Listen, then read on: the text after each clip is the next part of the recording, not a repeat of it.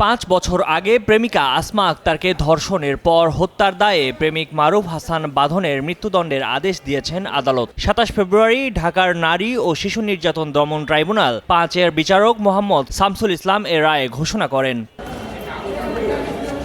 এদিন কারাগারে আটক আসামি বাঁধনকে আদালতে হাজির করা হয়। এরপর তার উপস্থিতিতে 12টা 20 মিনিটের দিকে বিচারক রায় পড়া শুরু করেন। 1টা 5 মিনিটে রায় পড়া শেষে আসামির বিরুদ্ধে অভিযোগ সন্দেহাতীতভাবে প্রমাণিত হওয়ায় তার মৃত্যুদণ্ডের আদেশ দেন আদালত। একই সঙ্গে সাজা পরোয়ানা দিয়ে কারাগারে পাঠানোর আদেশ দেন। ধর্ষণ করে তাকে হত্যা করা হয়েছিল, এইটা আসামি পক্ষের বিরুদ্ধে আনিত অভিযোগ তাদের। কিন্তু আমাদের অভিযোগ, আমার আসামি এরকম কোনো ঘটনার সাথে সে জড়িত ছিল না।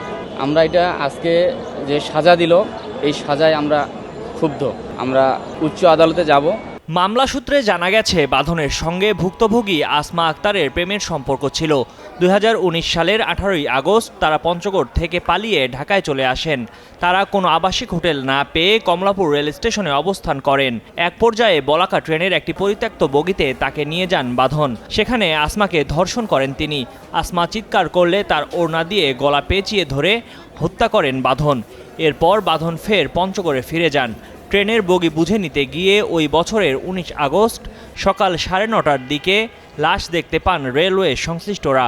পরে ওই তরুণীর সঙ্গে থাকা একটি ব্যাগের মধ্যে জন্ম সনদ দেখে তার বাবার সঙ্গে যোগাযোগ করে পরিচয় নিশ্চিত হয় পুলিশ। এ ঘটনায় ভুক্তভোগীর চাচা রাজু আহমেদ বাদী হয়ে ঢাকা রেলওয়ে থানায় মামলা করেন। 2019 সালের 23 আগস্ট বাঁধনকে পঞ্চগড় থেকে গ্রেপ্তার করে পুলিশ।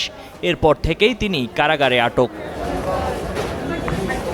শেখ ফরিদের পাঠানো তথ্যচিত্রে ডেস্ক রিপোর্ট, ময়ূখ ইসলাম, কালের কণ্ঠ।